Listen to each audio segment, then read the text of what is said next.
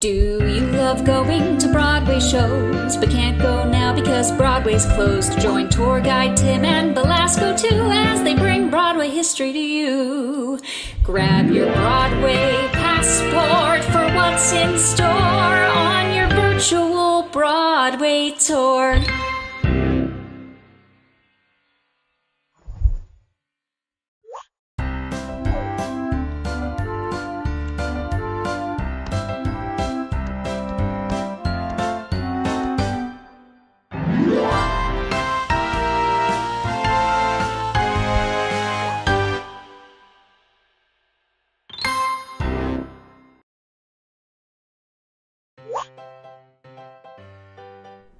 When people think of Broadway, they imagine that the theaters are all located on one main thoroughfare, that their location is the defining feature. My Broadway aficionados out there know that this isn't true, that a Broadway theater is defined as having more than 500 seats. Yet, this week's theater, the Broadway, is appropriately named as it is one of the few theaters that is actually located on Broadway.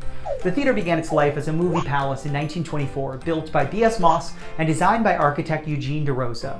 The 1,763-seat theater was elaborately designed with a large playing space to accommodate orchestras that accompanied the silent films that played on screen. When it became a legitimate theater in 1930, this space would become the perfect setting for large-scale musicals. Over the course of the next 50 years, the interior would undergo many renovations as shows came and went, and ultimately, the theater was denied landmark status in 1987 because of that. When a skyscraper was slated to be built on that same site, the developers had every right to knock down the theater. So, did they? The developers opted to keep the theater intact and instead constructed their building over the Broadway. With the facade refaced in granite to match the new skyscraper, an old theatrical gem remained.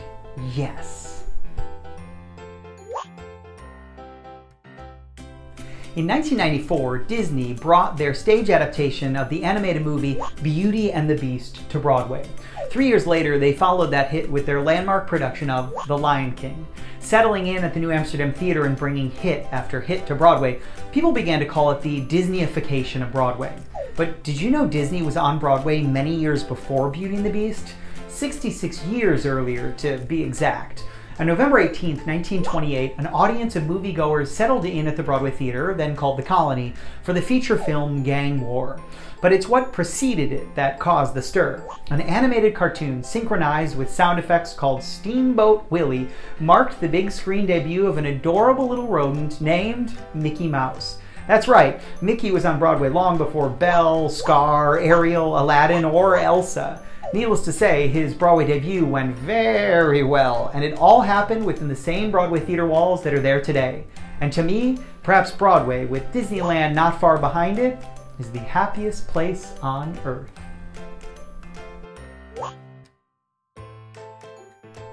On the heels of the success of Hair at the Biltmore, now the Samuel J. Friedman, the creative team of Galt McDermott and Jerome Ragney again joined forces to bring their next musical, Dude, to Broadway. The show is about every man's journey through life. To accommodate a theater in the round staging, all of the seats were ripped out of the orchestra floor of the Broadway theater. The entire theater was filled with dirt, which plumed up into the actors' noses and made it difficult to see. The producers tried watering it down, which turned it into mud. Eventually, that was all replaced with brown felt scraps to simulate dirt. Book writer and lyricist Jerome Ragney had the idea to release 100 butterflies into the theater before every performance. That was nixed by the producers. Maybe pigs and chickens instead, he suggested. That was a no as well. Kevin Geer, pictured on the original playbill, was eventually replaced by 11-year-old Ralph Carter in the middle of rehearsals. When audiences bought tickets, they were seated in the foothills or the treetops. Creative. This mess chalked up 16 performances before shuttering, and the Broadway theater was left in a disastrous state. Thankfully, the seats were eventually put back, and the dirt has long since been removed. You can't make this stuff up.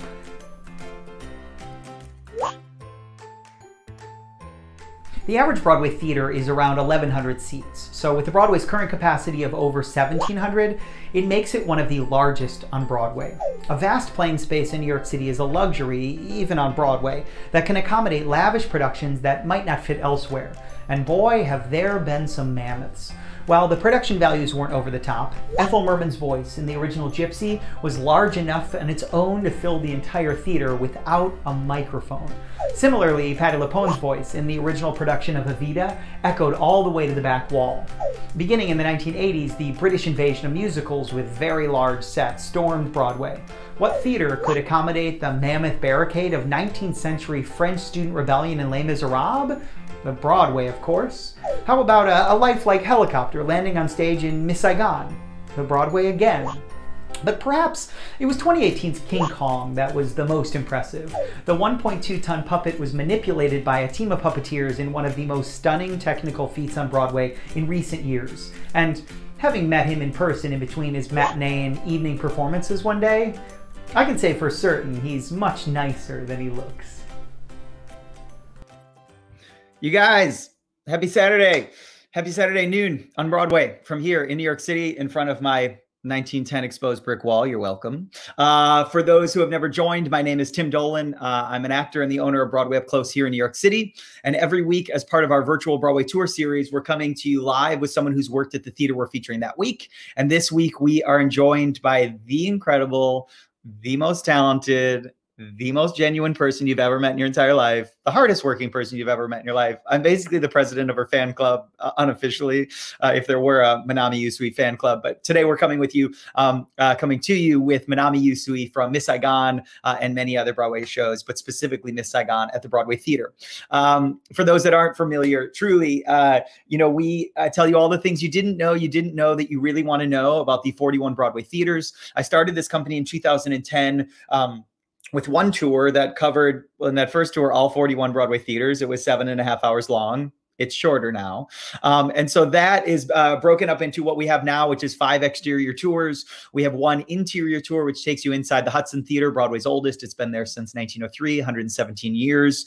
And these collection of tours and experiences, all told through me and my green team staff of actors and stage managers, were your windows, your eyes to the world of our weird, insane theatrical lives.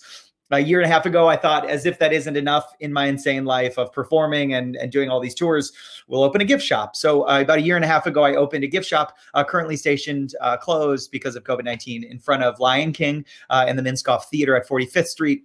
We have a 6-foot-tall Broadway sign of marquee light bulbs, 150 light bulbs with marquee letters and spelling out my favorite word in the world, which is Broadway. All of that closed, as I mentioned, but soon enough, we're one day closer. We'll eventually be reopened and you'll come and see it and you'll take a picture and it's going to be so good.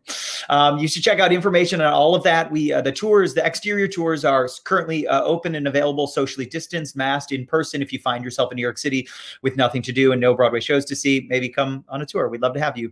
All the info is at www.broadwayupclose.com. You shouldn't look at it now. You should wait till after. Let's hang out with Minami and then you'll go look and do all of the things. March 12th, 2020. If you joined before, you know that I've said it was a pretty dark day in New York City and in our lives. The shutdown was going to be initially just a couple of weeks and then maybe a month and then 6 months and then a year and then now a year and a half or something. So we will see. We still don't have, of course, official final opening moment, but there's hope on the horizon. This week I was walking past the Richard Rodgers and Hamilton has replaced their main logo with 2021 with their logo mixed into that. And it was like a really beautiful, I said, oh gosh, we're only, a month and some days away from 2021. So that feels more optimistic and great. So little signs of hope on the horizon. And eventually you'll be with me hanging out in Times Square. In the meantime, we have our virtual tours. We have Saturday Noon on Broadway. When I had this idea, I thought, okay, we'll do 1 theater a week. There's 41 theaters. That's 41 weeks. So that'll take us to the first week of March 2021 is when we'll be finished. This week is week 23, a little over halfway, the Broadway Theater. I hope you've enjoyed all the history, the fun facts this week. I'm an idiot, and I put out the happy birthday Mickey Mouse video, and I didn't even realize I released that video on his actual birthday because I'm so insane. So we'll call that perfect timing that I knew nothing about. How's today going to work? For today's series, we'll learn all about Minami's theatrical journey, her time working at the Broadway Theater in Miss Saigon. If you have any questions for her or me along the way, drop them in the comments. I see some of you have already dropped where you're watching from, which makes me very happy. So if you haven't done that, make sure you do that. Facebook doesn't tell me those things. And so without further ado, join me in welcoming our Saturday Noon on Broadway guest, Broadway's Minami Yusui. Hi, everybody. Hi. Hi, Tim. Happy Saturday. How are you? Happy Saturday, Tim. I'm very good. Very good. How are you? I'm so good, thank you. Where are you? Are you in New York City? Yes, I'm in Hell's Kitchen. I'm right next to the theater district. So yes, I'm in the heart of it all. In the heart of it, yes. Did you go away at all? Have you been in New York since the shutdown happened? No, I've been in town the whole time. You have? Yeah, actually, our friends were so generous to offer their bigger mansion in Chelsea, so we were there for 6 months. But we're back in here. But I'm happy to be back. So it's been incredible. Good, yeah. Has it been a wild ride of being in New York City throughout the entire thing, from the moment the shutdown happened to now? Has it been crazy? Yeah, because I was in the rehearsal when March 12th happened, and I was rehearsing for City Center's Love Life, and we had an epic, so it was an epic day as well. It was a very historic day. It's a revival of Love Life and Kurt Weill's work, and it hasn't been.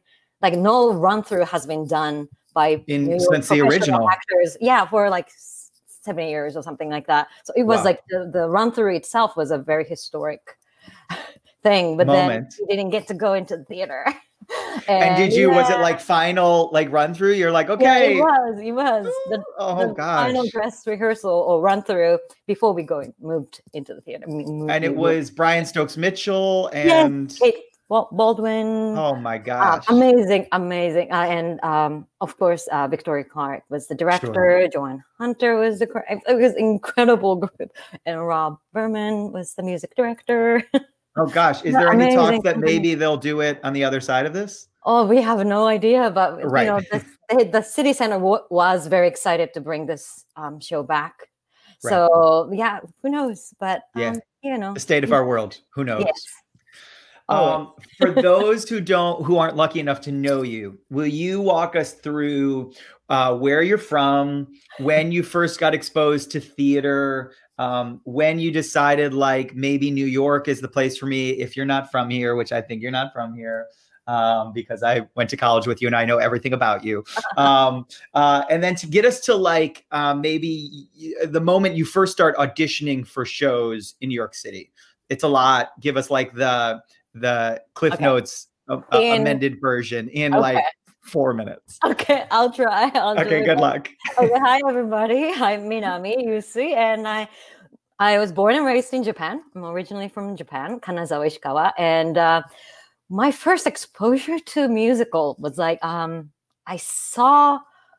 came to New York to dance, a little performance, a cultural exchange performance, and I saw Beauty and the Beast and Cats, and that was my very first Broadway shows, and that was when I was 12. And crazy. Back then I didn't speak English at all. I just started learning, so I remember in the Beauty and the Beast, out of millions of words that actors speak, I understood one word. He said, picture. I was like, oh my God, Gaston said picture. And I understand that word. I felt I was so excited and encouraged that I understood anything. And then my journey with English started and theater and everything started. But and also another big moment was seeing the Tony Awards on TV, live. And then Rosie was the MC back then and introducing, and I didn't understand any of the jokes, so I didn't understand what she was saying, and also I didn't get the jokes. I was like, this is supposed to be funny, I don't know. But then I saw that Radio City, and I was like, oh, this is so cool. I don't know, something really, really excites me.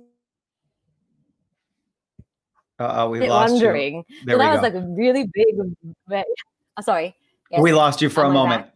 You're back. Okay. There we are. Great. Okay, sorry. That's okay. Yeah, so very vague dream. I wonder how I can get there. And then I started getting interested in musicals, but my hometown is so small that there was no opportunity to do musicals. So I did straight plays. I danced.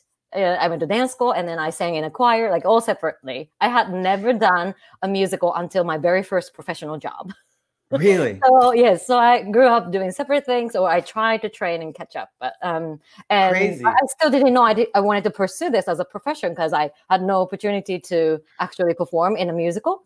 So I was like, and it's no one else in your world is doing it, so there's no like, well, they're doing it, so I could also. There's no proven track in your life. No, I was just like curious. I was like, how I can get there. So I was crazy.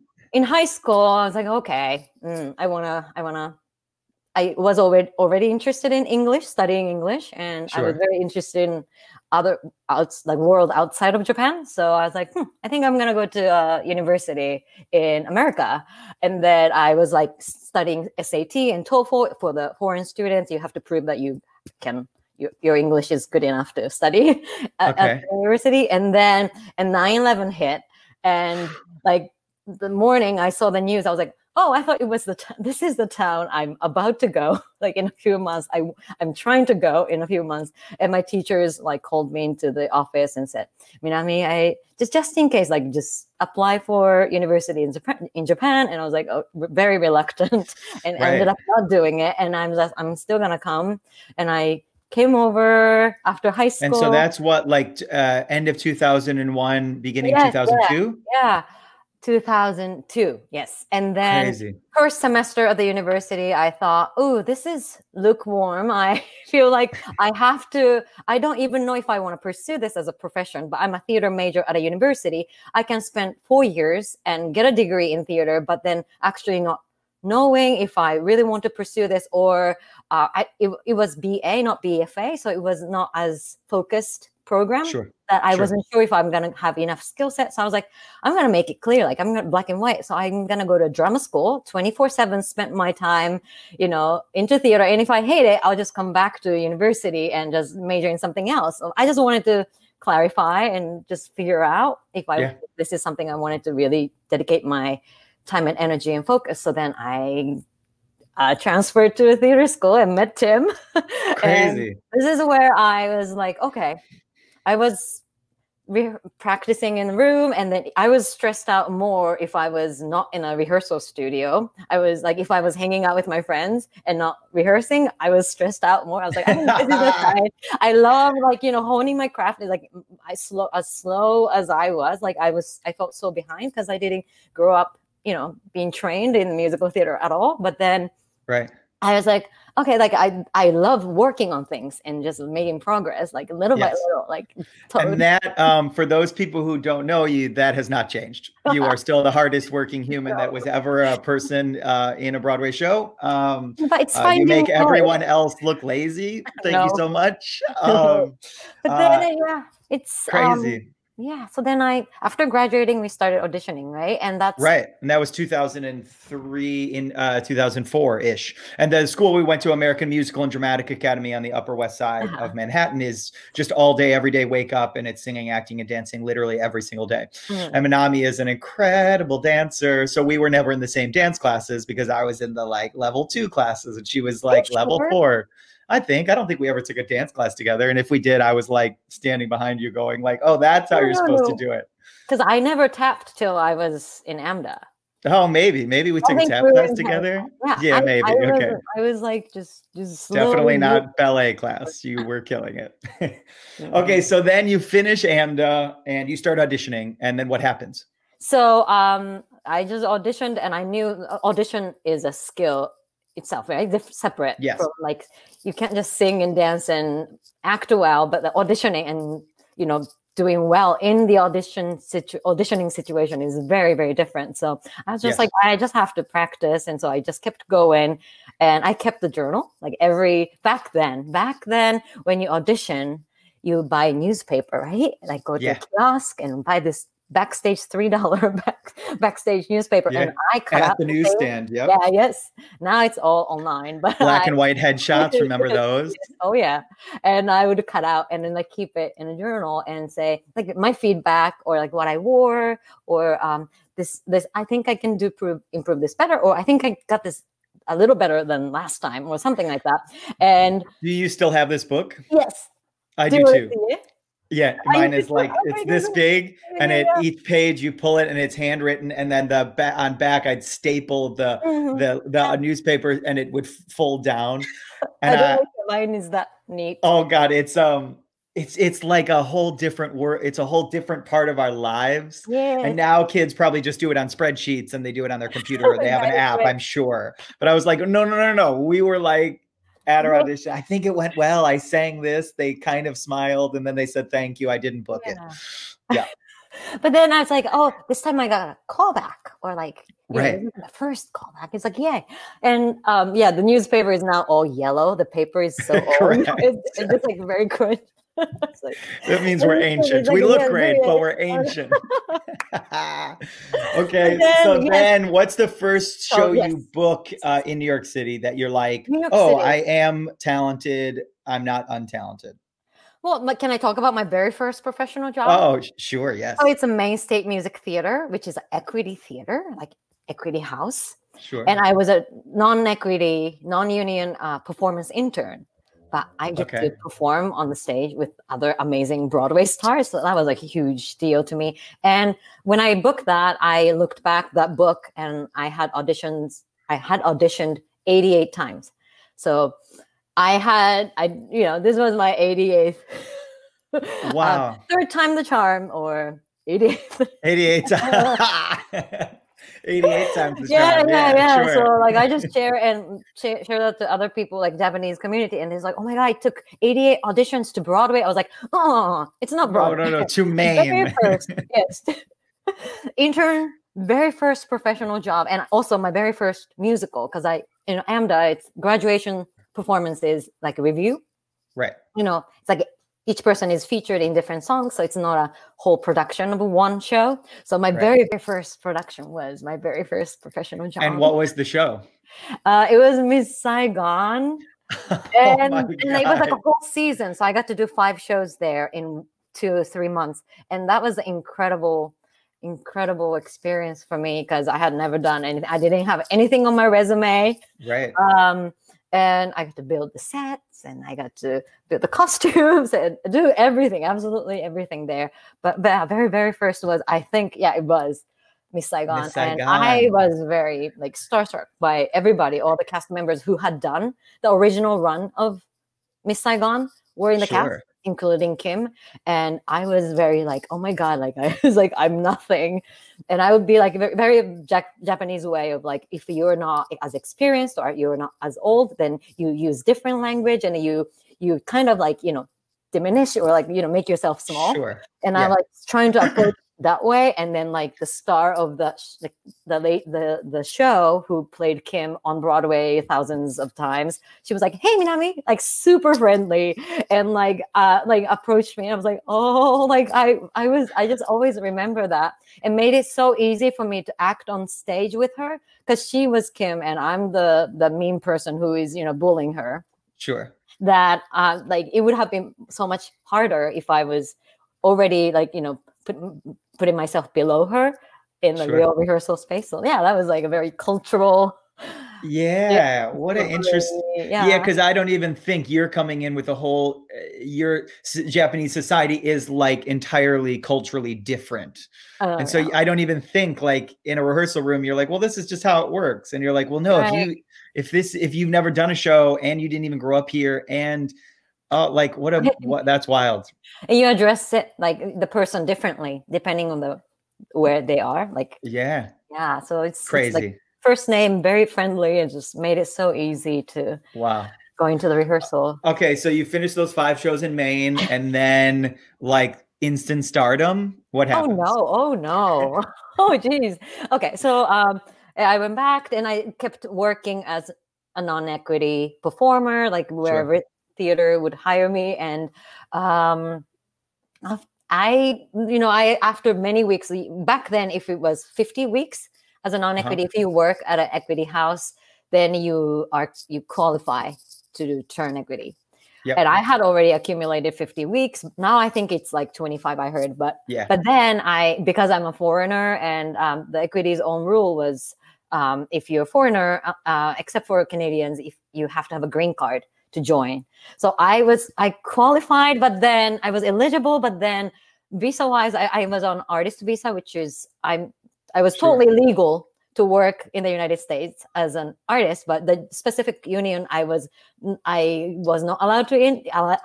Then I was like, I don't want to spend another year just to get the visa and spend thousands of dollars, because I just did that to get this artist visa. So decided to move back to Japan, and I was like, I would rather spend my time honing my craft and growing as an actor instead of sitting on the desk and trying to figure out my visa for a year. So I auditioned for a theater company in Japan. I had never worked professionally in Japan, so I was like, well, maybe this is a good opportunity to do so. And Shiki Theater Company is the biggest theater company in Japan. They own 10 theaters all over Japan and like 2 touring companies, and they buy all the Tony-winning musicals and perform, produce in Japanese. And so I joined the company. I moved back, and I was in the premiere cast of Wicked in Japanese, but then I was in cast B, so I was a translator. I was translating as well. And then they discovered that I was in America, and so then I was like, oh, maybe she should do more translating. So I was translating a lot of things while I was in the show,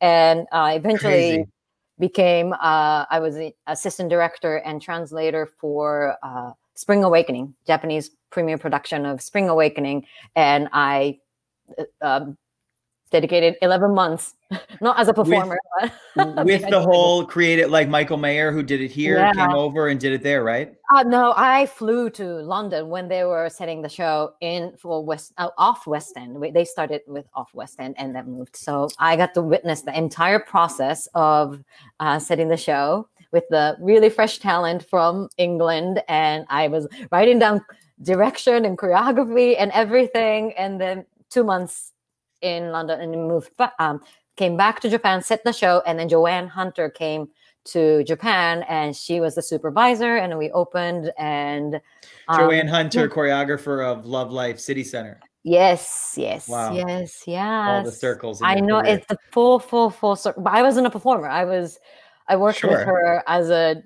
assistant director. So it was very interesting, right? And then after that, they wanted me to keep working as a assistant director or keep translating the book and lyrics. And I was like, I wonder, my passion for performing was still there, and I couldn't lie to myself, and I knew I was going to regret it if I didn't try.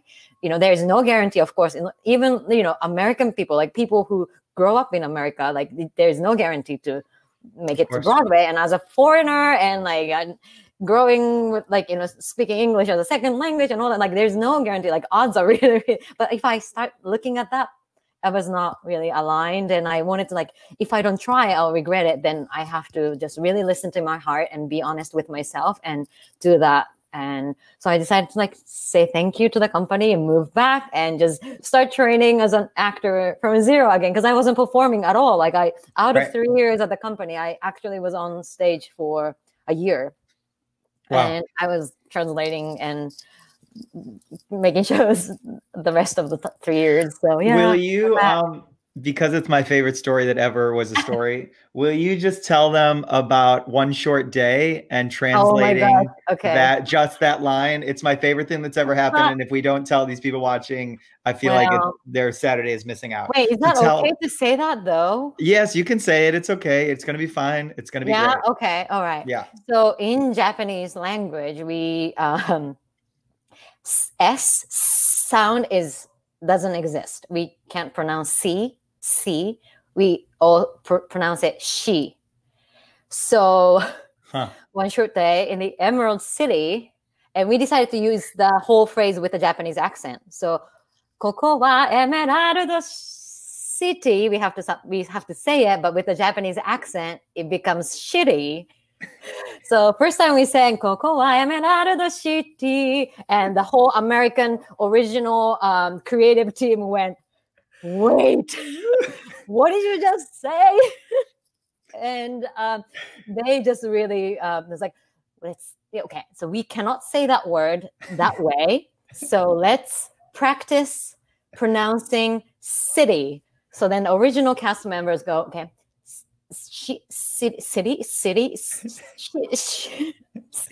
city, and then we got it okay, but then it's a repertoire company, so we rotate cast members all the time because we have like 10 shows all the time going on.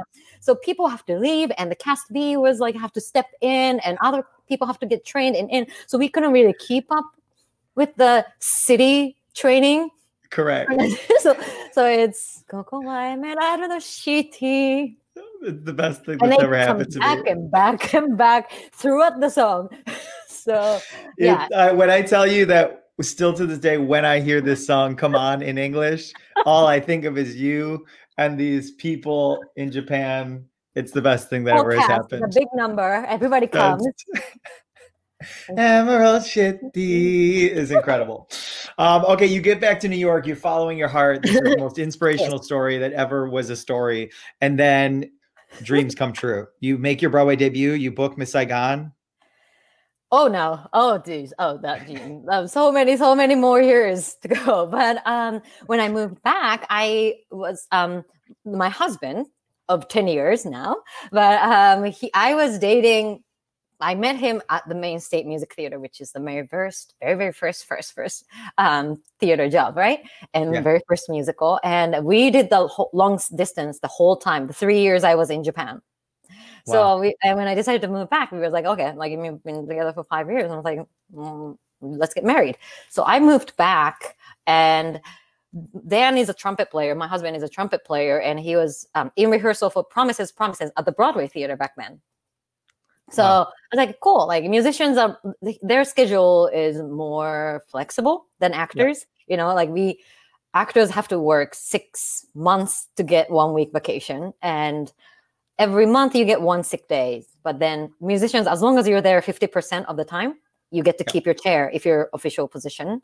Right. Then so I was like, yeah, it's fine. Like we're gonna get married. We're gonna go to the city hall, and like we'll like get together with our friends, and then you can go to the rehearsal. But it was during the previews. So previews, your musicians are not allowed to like leave. You have to be there. Right. You have to be aware, like available. But during the previews, you just have to show up for the performance most of the time, unless they call for rehearsal.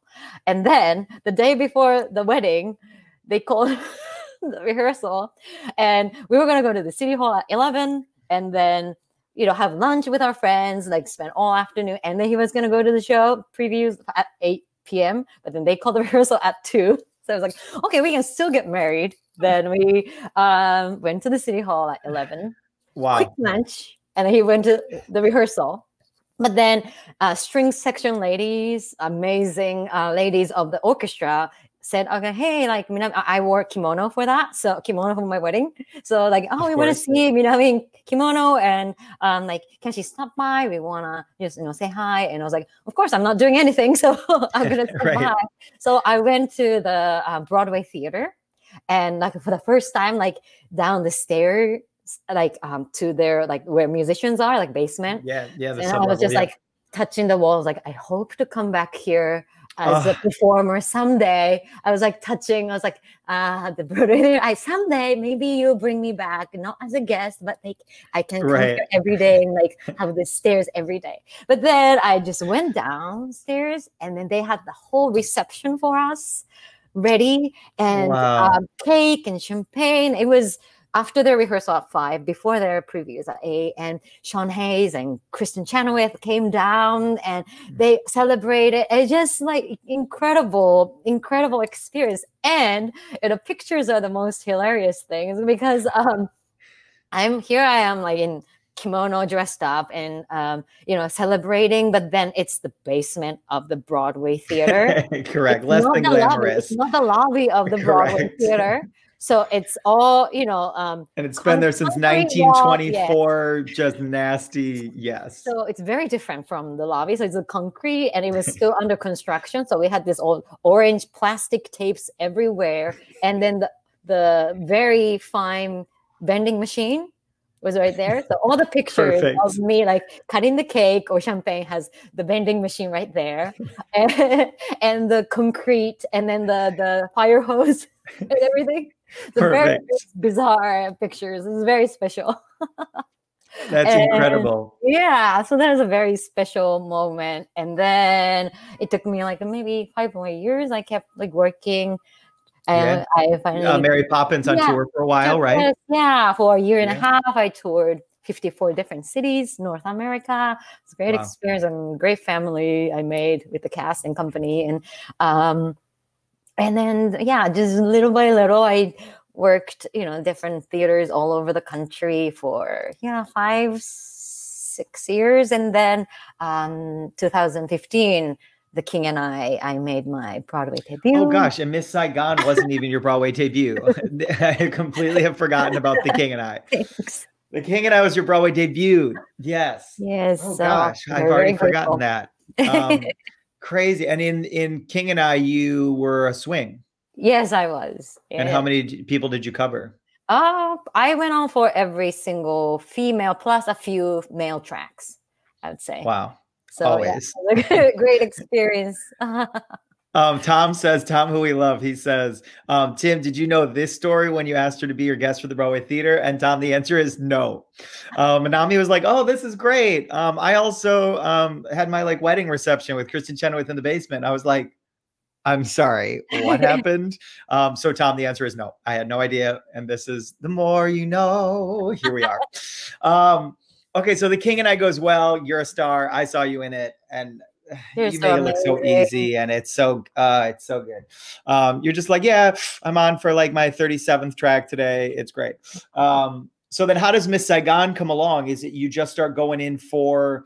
Are you going to agent calls? You went to an open call? Were you a replacement? Yeah. Tell me everything. How did that come about? This whole process was very long. The King and I audition was a very long process too. But Miss Saigon, I probably took me like almost a year before I actually booked it. Yeah. So it was still during The King and I, and the beginning of the year, I went to the open call because I didn't even know, like I just wanted to start getting seen. So open call. And then I had a few callbacks. And that was very encouraging.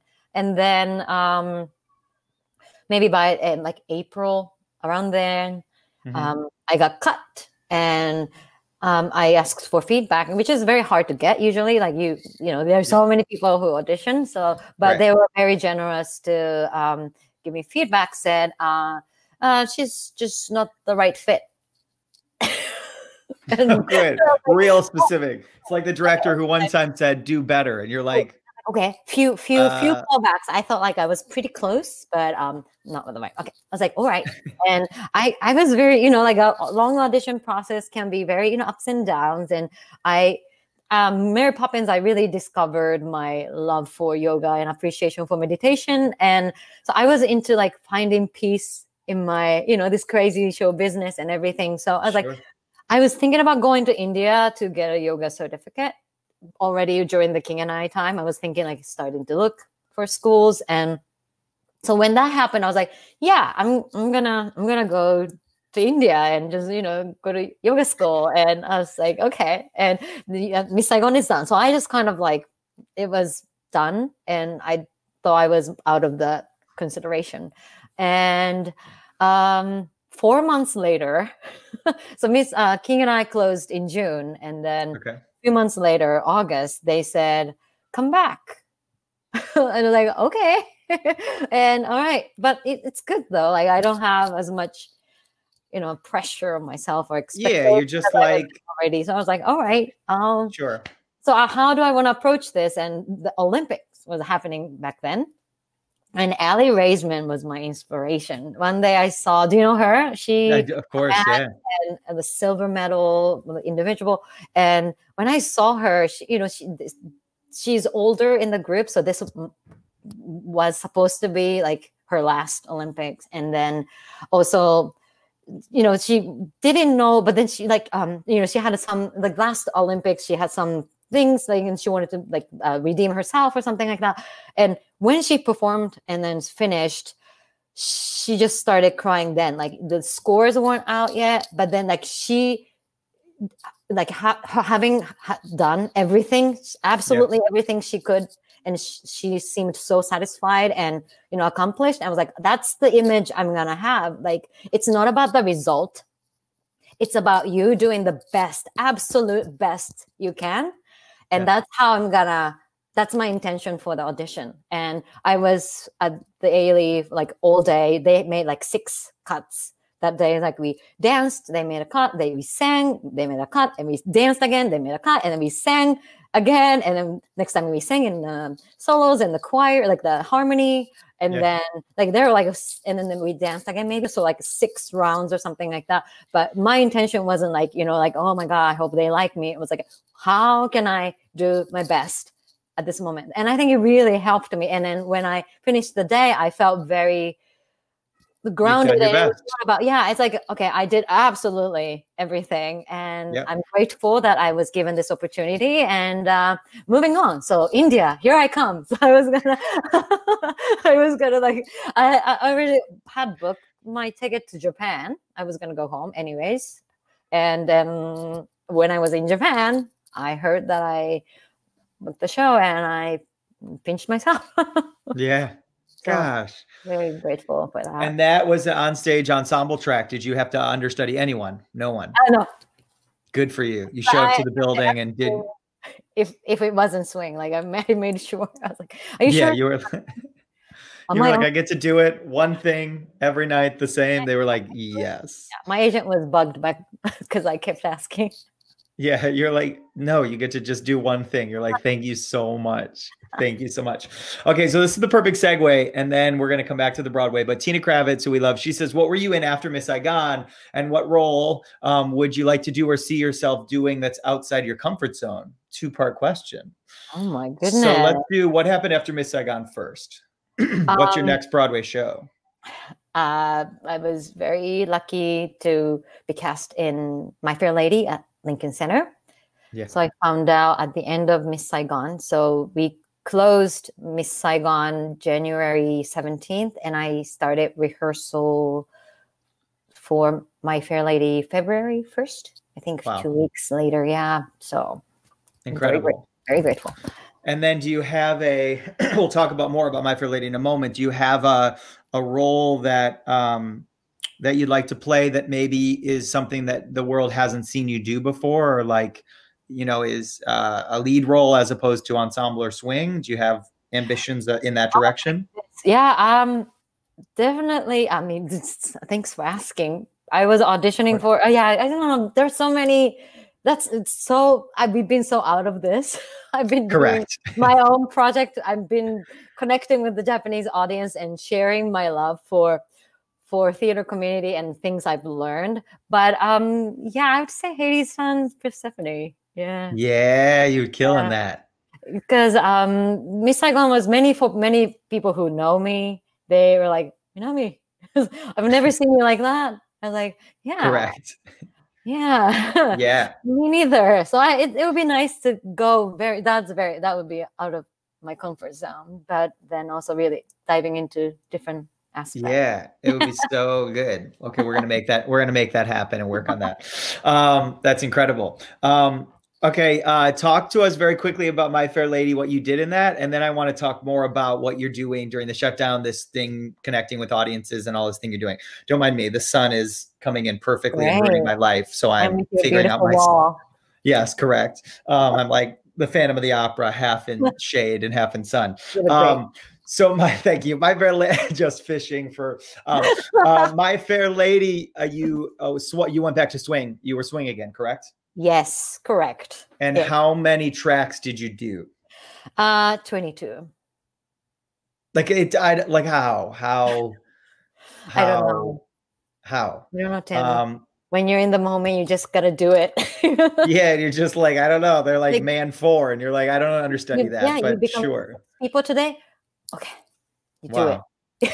You take one scene at a time and one moment at a time, and you just focus on it. Because if you think about too big of a picture, and I was like, oh, that sounds very overwhelming. But I was like, okay, what do I need to do today? What do I need to do in this scene? What do I need to do in this moment and interaction?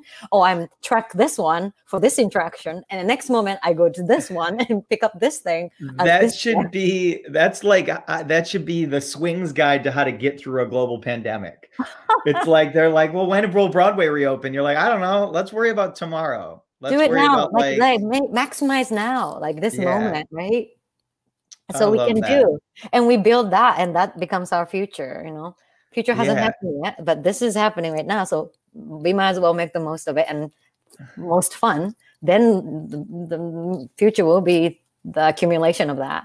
Wow. You're an inspiration. It's to say the least. You always are, but like then I talk to you and I'm like, this is why I forget. How do I forget? I don't have enough Minami in my life.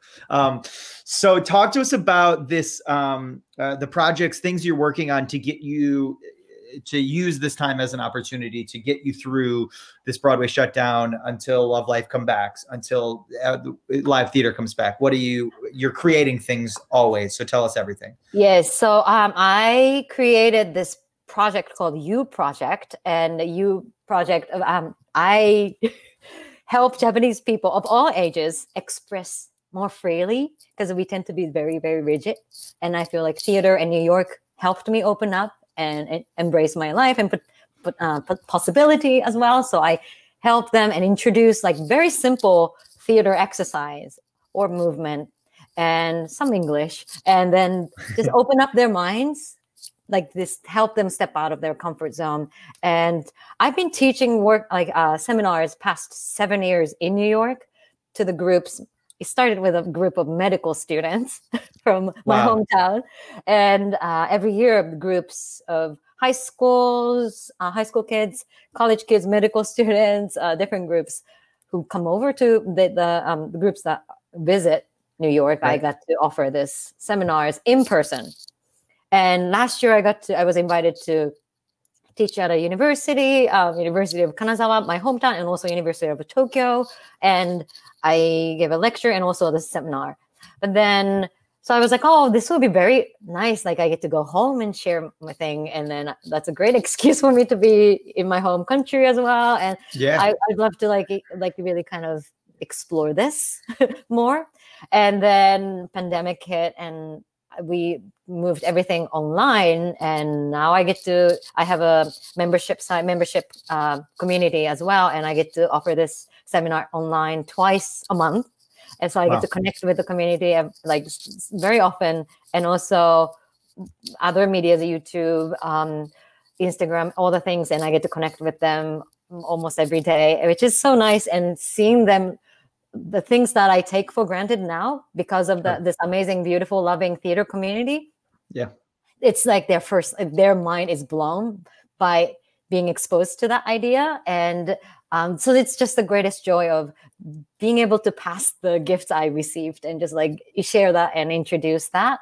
So I've been really diving into this, and it's been actually a great journey for me to, before the pandemic, I could only do it like if the schedule allows. If I'm in New York, if I have a day off, and if they happen to be in New York that day, that time, then I got to offer this live seminar. But then now I get to connect with them all the time. So it's just kind of nice. Yes. Yeah, and then you create a system, a process. You get a base. With enough time to do this and just focus on this, that then when you go back to putting all of the pieces together of all the parts of your life, then everything kind of works hand in hand because you've been able to establish a base. Yeah, that'd be nice. It's that's with me and our merchandise. I keep thinking with this gift shop, I was like, when we come back, our gift shop is going to be crazy. We're going to have all this crazy stuff that I never would have had time to develop if it weren't for this time. So you're just like, I guess this is the silver lining of a global pandemic. Does it slow down to speed up?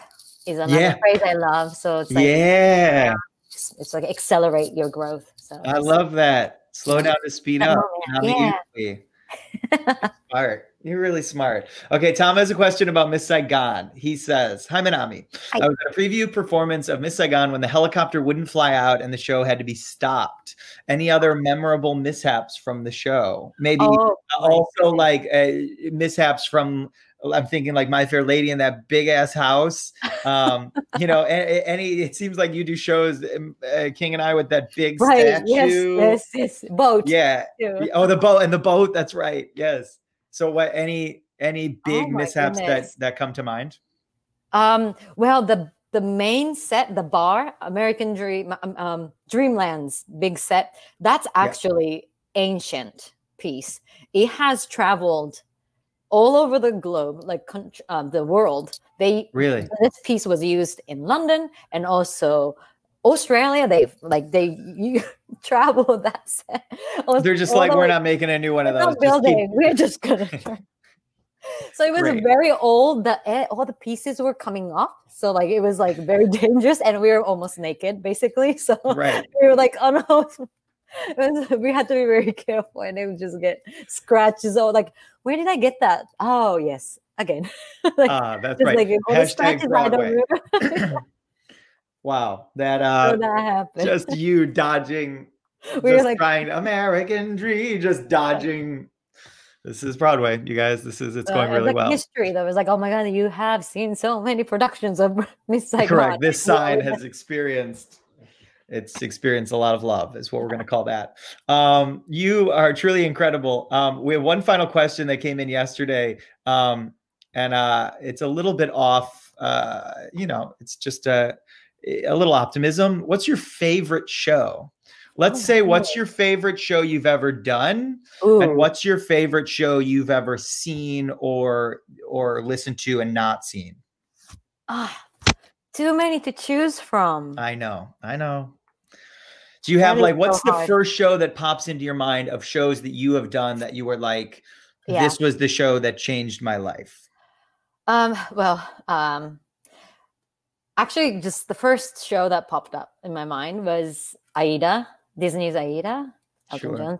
When I first moved here, like when I was 18, and I would just like get in line to get student rush tickets. Back then it was like $20.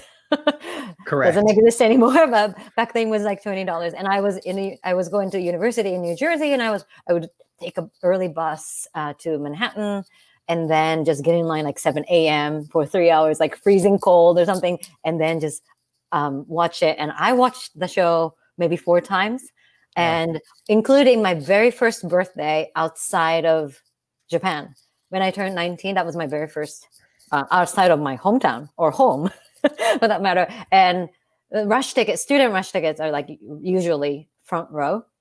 Yeah. So like you look at the actors are right there, and they're like spit and tears and sweat and everything. I was like, wow, very close. But then I love the show. I love the show so much. But then also when the curtain, the show ended and the curtain call, actors come out as actors instead of the characters.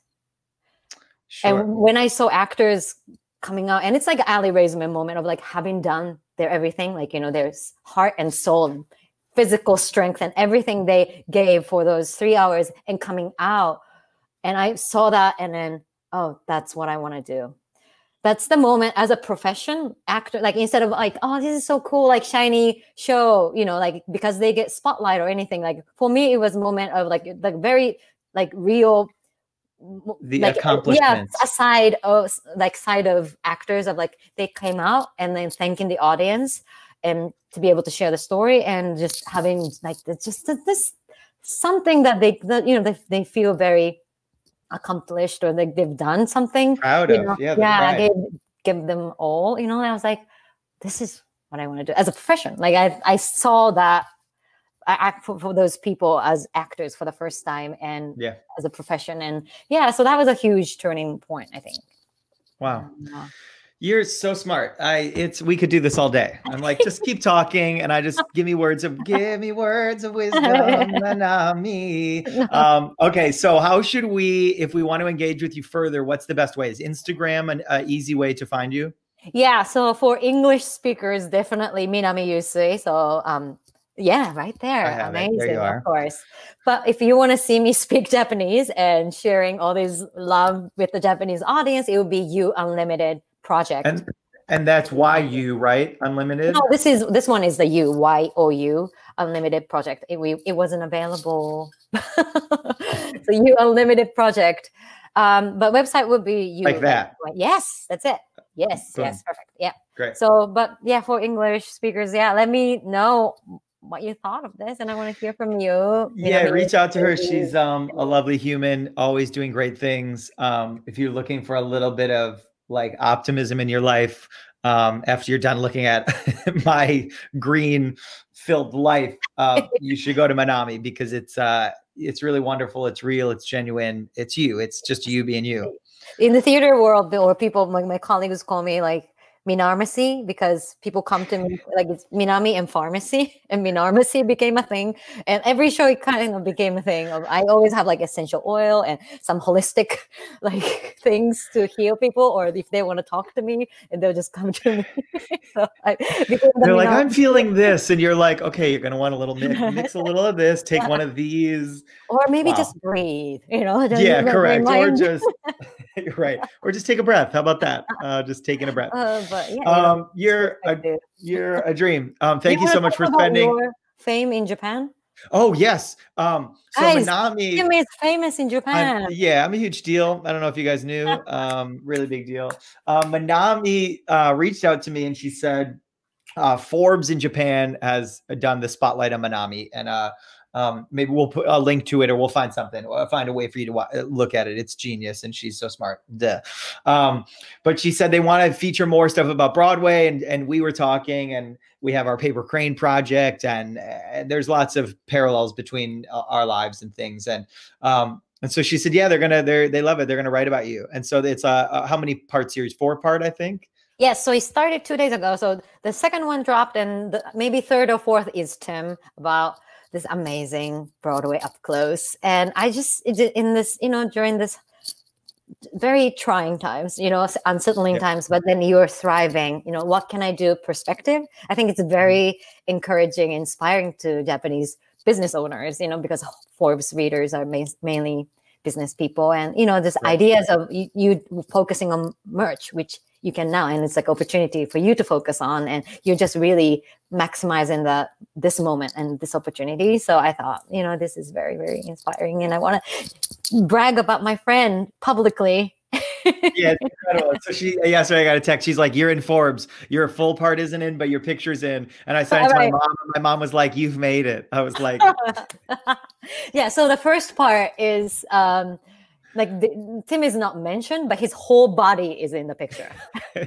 So it's looking at like a lanky, weird. Not only the face, but the entire body is just full of physical. Yes.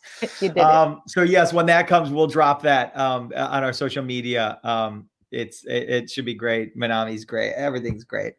Thank you for reminding me to mention that, because I was not going to. I was going to forget.